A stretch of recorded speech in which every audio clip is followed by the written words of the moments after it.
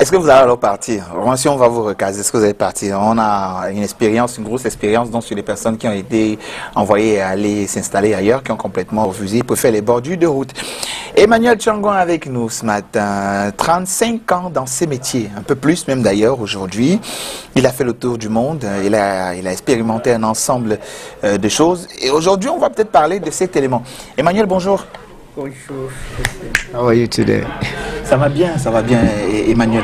Alors, au-delà du fait que toutes ces personnes sont installées en bordure de route, c'est-à-dire de façon anarchique, bien loin de ce que vous nous avez souvent appris ici en matière d'installation et d'équipement, vous ne pensez pas qu'il y a du talent là, dans ces marchés?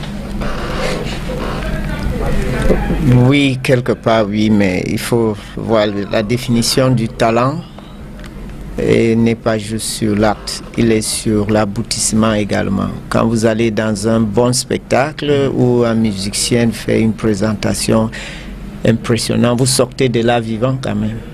Et quand vous rentrez à la maison, les souvenirs de ça vous animent.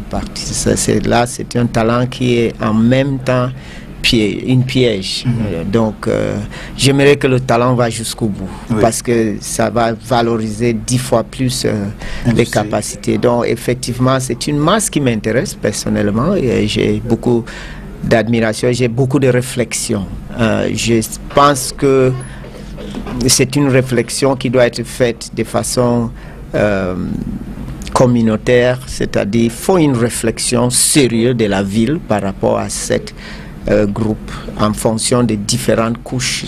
C'est comme si la restauration aussi a séparé, on peut manger le beignet, l'haricot, l'avocat, les purées, n'importe où, n'importe quel coin avec un rigole à côté. Donc c'est comme la restauration aussi, il faut qu'il y ait une réflexion, parce qu'on peut canaliser. Ça se voit partout dans le monde qu'il y a des restaurants à tous les niveaux, des fast-food, mais tout est décent.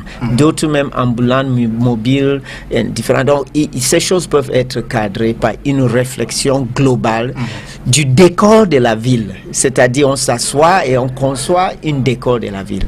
Et donc, il y a une sérieuse préoccupation qui est liée à ces deux aspects, restauration, beauté. C'est parce que la vie de l'homme est mise en jeu et parce qu'on laisse des outils dangereux entre les mains des incompétents, entre les mains de l'incompétence. Ça ne peut que faire du mal. Et donc, ce qui est intéressant, c'est que au moment où une personne meurt ou une personne est hospitalisée, c'est un non-effet parce que d'abord cette personne n'est pas le délégué du gouvernement et cette personne ce n'est pas le commandant de brigade. Oui, mais je voulais dire que c'est ça la vérité. Donc des personnes qui sont des victimes de ces situations sont considérées personnes. Donc ça crée aucune page de journaux. Vous êtes allé là-bas. Et c'est pas aussi bon qu'on a des universités qui mènent des enquêtes, des études, des élèves qui font la pharmacie, dermatologie, des différents métiers comme ça, ou le problème de sociologie, descendent faire des études. Parce qu'on a besoin de statistiques qui descendent. Si on voit qu'il y a peut-être 1000 personnes qui gagnent leur vie en moyenne de peut-être 10 000 par jour, dans ces zones, on dit 1000 personnes, 10 000 par jour, c'est 10 millions par jour qui entrent dans cette maison. À ce moment-là, la réflexion devient différente. On peut carrément prendre certains de ces prêts faramineux qui arrivent ici, qui finissent n'importe où, et investir dans des lieux. On peut dire que marché des ongles, par exemple, comme on peut dire marché des restaurants, et on crée un environnement avec des normes, et on donne à ces personnes des compétences. Toujours dans ce financement, vous avez droit à une formation, vous avez droit à une moyenne d'investissement et vous avez droit à répondre à certaines mises à jour, certains nombres et à des contrôles d'hygiène et tout. Et toute autre personne qui viole ça, on sait que c'est vraiment un trouble. Maintenant, on ne peut pas les appeler les troubles. C'est ça. Parce que je vous l'ai dit, Ford Motors, qui est très célèbre aujourd'hui, avait forcément créé un pouce avant de créer des limousines. Donc, ces personnes, c'est un potentiel pour moi très très très impressionnant qui sont en train de créer des problèmes sérieux graves dans la société. Et pourtant, il pourrait apporter des solutions aussi. Vu sous un autre angle, voilà, dans l'option d'une réflexion globale, comme vous l'avez dit à l'instant, et d'un encadrement du secteur. Allez, donc on va démarrer, j'allais dire poursuivre notre périple sur la question du massage et le rapport thérapeutique, Emmanuel. Oui, le rapport thérapeutique. On a compris que ce n'est pas parce que le client s'est laissé aller à vous, parce qu'il est arrivé, vous avez dit, monsieur, allez vous changer là-bas, qui s'est présenté presque tout nu à vous et que vous avez la possibilité de le toucher comme vous le sentez, parce que c'est vous qui intervenez sur le plan thérapeutique, que vous pensez qu'il y a des intimités à partager. Non. Absolument. Vous savez que notre métier, les métiers de masseuse, j'ai toujours dit, ce n'est pas l'esthétique, ce n'est pas la coiffure. Oui. On trouve beaucoup de personnes en train d'avoir les massages dans des milieux de soins esthétiques et les milieux de soins de beauté, mais c'est un métier à part. Il peut avoir une complémentarité dans le côté bien-être, donc on le trouve, mais il faut être d'abord sûr qu'il y a une école de massage dans cette institution, qui a un expert ou une experte dans cette institution qui comprend les limitations et qui permet d'éviter les abus et les confusions entre les choses. Donc, une patronne qui n'est pas professionnelle de la beauté, qui veut un chiffre d'affaires, va tout mélanger, parce que si l'esthéticien dit que je ne suis pas masseuse, il va dire que pourquoi tu es compliqué, pourquoi tu es compliqué, va masser le client. Et donc, les clients aussi a ces soucis, forcément, ces déséquilibres émotionnels, les soucis. Un toucher attentionné est toujours de bienvenu. Et donc, est-ce que ces touchés répondent à un besoin thérapeutique bien ficelé dès le début dans les procédures? C'est absolument pas ça. Est-ce que dans le processus, on a créé un autre souci?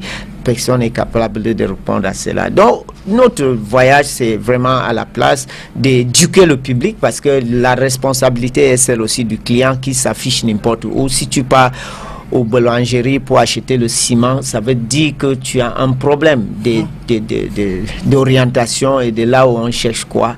Et donc, ce n'est pas le boulanger qui a un problème, c'est vous qui vient demander un sac de ciment là-bas. Donc, le client aussi a une sérieuse responsabilité de veiller sur son bien-être. Et lorsqu'on partage des données comme ça, c'est pour éduquer le public également par rapport à comment ils décident où dépenser leur argent et qu'est-ce qu'ils comptent avoir comme résultat, comme feedback lorsqu'ils visitent ces lieux. Donc, on va parler des limitations. Les limitations, c'est des définitions des cadres de travail. Vous savez, lorsqu'il y a une définition d'un cadre de travail, ça veut dire que tout le monde peut savoir où cela va aboutir, notre rapport thérapeutique. On peut anticiper sur l'avenir, on peut anticiper sur la fin de ce soin. Donc, la définition permet à établir la confiance, l'empathie, l'authenticité et cette acceptation sans condition de l'autre. Et ça fait en sorte que les aspects comme la peur, l'anxiété disparaissent. Et donc, c'est un climat absolu pour un soin de très grande qualité. L'un des limitations que nous allons parler aujourd'hui concerne la limitation de toucher. Parce qu'il y a plusieurs limitations qui entrent dans le cadre de notre travail. Et dans ces limitations de toucher, on va chercher à comprendre et quels sont des rapports physiques qui peuvent exister entre le thérapeute et le client ou la cliente. Lorsqu'il y a un toucher, c'est un acte physique. Et un acte physique gère les distances, l'espace personnel de tout le monde. Et essayez de voir dans la vie, en fonction de votre rapport avec la personne qui est en face de vous, vous pouvez dire bonjour, vous pouvez dire bonjour, vous pouvez embrasser et vous pouvez faire la bise encore plus forte en fonction de rapport. Donc ça, ce sont des définitions des différents rapports physiques qui peuvent exister entre le thérapeute et le client. Mais regardez le contexte du massage. Lorsqu'on reçoit le client à la réception, des fois, c'est un bonjour à une distance de 1 à 2 mètres. Après, on est assis à côté à une distance de 50 à 1 mètre pour parler de l'entretien. Et quelques minutes après, 5-10 minutes après, vous êtes à côté de la personne en train de le toucher. Donc, en un espace de 30 minutes, quelqu'un que vous ne pouvez pas le saluer même, avec un poignet de main, même embrasser, vous êtes en train de toucher la personne. Comment peut-on expliquer? Donc c'est là la complication. Comment vous sortez de ça en tant que thérapeute, en sachant que cette même personne que vous touchez en cabine, vous ne pouvez pas le saluer en public? C'est ça l'importance. Et cela crée beaucoup de confusion aujourd'hui. Et ça donne droit, lorsqu'on ne comprend pas ce qu'on fait, ça donne droit à certains soi-disant professionnels de parler de leur métier avec qui, n'importe où, et maintenant de traiter les personnalités et les personnes qui se confient à nous avec une approche professionnelle qui va compromettre leur personnalité. Donc, le toucher, on va parler des limitations ou des cadres physiques dans lesquels nous pouvons travailler. Nous pouvons dire ici que il y a un qui, il y a un quand, il y a où et il y a comment. Qui toucher? La consultation te dit qu'il y a une indication, il y a une contre-indication. La consultation se dit que tu as une compétence ou pas. Donc je décide qui je peux toucher. Il y a des personnes que je ne dois pas toucher. Je dis c'est le médecin qui va s'occuper de ça. Deux, il y a également quand. Est-ce qu'il y a des moments où il faut? Il y a des indications et des contre-indications. Il y a des moments où on ne doit pas toucher un client dans le massage. Il y a des contre-indications par rapport après un repas. On ne doit pas masser quelqu'un, ainsi de suite. Il y a maintenant l'aspect de où. Il y a des endroits où on ne va pas masser. Vous venez de dire qu'il reste seulement d'avoir un table de massage au niveau des marchés pour compliquer la forme. J'ai dit que qui en sait s'il n'existe pas déjà? Alors donc, ici, on va demander où. Est-ce qu'on peut masser quelqu'un n'importe où? Des fois, je pense que j'ai eu des personnes qui me disent « Emmanuel, s'il te plaît, j'ai mal ici. S'il te plaît, j'ai mal ici. Est-ce que tu peux me masser? J'ai mal. » Et des fois, c'est en public. Et j'ai déjà vu des clients qui disent « Ouais, regarde, mes cheveux ont peut-être un problème. S'il te plaît, touche. » Et je regarde, je dis « Mais qu'est-ce qui ne va pas avec cette personne? » Je regarde et je me trouve à un lieu public et une dame m'a dit « Je touche ses cheveux. » Et je suis très embarrassé. Je suis tellement embarrassé. Je dis que non, madame, pas ici. Pas ici. Donc, on ne me comprend pas, on va dire il est compliqué. Mais vous êtes une dame, on ne va pas vous toucher en public, même s'il s'agit de vos bouts des ongles et cheveux. Ça dit encore ces soins qui sont faits au bord de la route, ça pose sérieux. Parce que même en institut de beauté, avec tout le cadre qu'on met, il y a certains soins qui ne se font pas en plein salon ou bien dans n'importe quelle position. Il faut réfléchir. Et il faut regarder la façon dont on va exposer entre guillemets, on va présenter les hommes ou présenter les femmes dans les milieux esthétiques de soins sont aussi différents. Donc le toucher va continuer et on va réfléchir que à quand est-ce qu'il peut y avoir un abus lorsqu'on touche. Un abus peut arriver dans le cas où la façon de toucher ne correspond pas avec la satisfaction. À chaque fois que vous touchez une cliente, elle n'est pas contente, c'est un abus. Peu importe le bonheur que vous pensez que vous avez à faire. Donc, si vous allez faire une manipulation qui va faire du mal, il est important que tu dises au client, cette manipulation risque de faire un peu de mal. Donc, sachez que l'objectif, c'est ceci. Et voilà. Donc, le client va donner son avis. Pas un silence qui dit, d'accord, j'ai compris. Pas hésitation que tu vas demander encore davantage de savoir si elle est ouverte à faire cela. Donc son avis de consent est très important. Un toucher pendant longtemps au lieu de 5 minutes, si ça fait 10 minutes, ça peut être un abus. Si on doit toucher une partie du corps pendant 30 secondes, si on touche 1 minute, c'est un abus. Si on doit faire une pression légère et on fait une pression forte, c'est un abus. Si on doit faire une pression forte, on fait plutôt une pression légère, c'est un abus. Parce que les messages de toucher sont très différents à chaque fois. Donc, il faut comprendre, et c'est pour ça que un métier qui n'est pas fait par une formation pose problème. Dans la formation, toutes ces choses sont définies et sont pratiquées, et nous pouvons comprendre. Et c'est pour ça qu'on dit qu'un gifle et une caresse, c'est deux touchés, mais ils communiquent des messages très différents. Nous allons regarder dans le toucher qui parle des barrières physiques, aussi le niveau d'ouverture dans le travail. On va regarder comment est-ce que la cliente est habillée ou le client est habillé pendant le massage. Est-ce que le client est habillé complètement, il est habillé à moitié, il n'est pas habillé. Comment les couvertures sont utilisées. Comment les couvertures sont enlevées en fin de séance. Quels sont les différents éléments qui interviennent à chaque phase dans la gestion des linges pendant le soin. Et tout ça est très bien défini par l'ordre des masseurs. Oui, bien sûr. C'est le problème d'intimité qui est expliqué. Il y a l'ordre des masseurs. L'ordre des masseurs définit très, très clairement ces choses.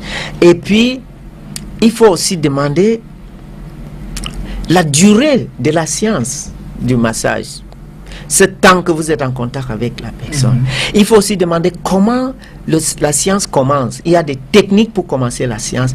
Il y a des techniques pour se détacher de la séance. Lorsque vous voyagez de façon très profonde, même psychologique, émotionnelle avec quelqu'un, à un moment donné, vous êtes comme une personne. Vous êtes connecté. Vous êtes comme une personne. Et quand la personne se sent confortable dans cette vie en commun, dans ce travail, dans ce voyage en commun, le moment où vous allez lâcher, il faut que ça se passe avec le consentement. Donc, il y a un détachement, on peut dire progressif, qui permet à la personne d'accepter qu'à ce moment-là, je peux continuer seul. Mais s'il est brusque ou il est de façon inattendue, peut-être parce qu'on ne connaît pas ou parce qu'on est nous-mêmes désaxés, on peut dire ainsi, ça devient un abus. Donc, des barrières physiques sont très, très importantes à réfléchir là-dessus. Et le respect de ces barrières, surtout lorsqu'il y a un entretien dès le début, avant de commencer à travailler. On a dit le client ou la cliente a une possibilité, oui, ça c'est des situations d'entretien, intake procedures, dans laquelle on définit toutes les normes et tout ce que le client peut avoir comme attente. Et on laisse ouverte également à la cliente la possibilité de poser des questions ou d'exprimer ses émotions ou ses ententes ou ses sentiments au fur et à mesure. Parce que s'il y avait quelque chose qui nous a échappé, c'est le moment de laisser faire croire à la cliente, elle a droit à tout moment d'exprimer son point de vue sur ce qu'elle veut et ce qu'elle ne veut pas, et que ça fait partie de soins et ce n'est pas déranger ou être compliqué, ou tout ce qu'on peut utiliser comme expression. C'est une vraie école, ça, Emmanuel. C'est une vraie école. Et je dis encore, n'oubliez pas d'aller retrouver cet entretien sur la page YouTube de STV Cameroun. Téléchargez, je crois que c'est en téléchargement libre. Hein. Et puis, enseignez cela à vos élèves à l'école. C'est très important parce qu'après, il y a la confusion. Vous voyez, vous devez toucher intimement quelqu'un.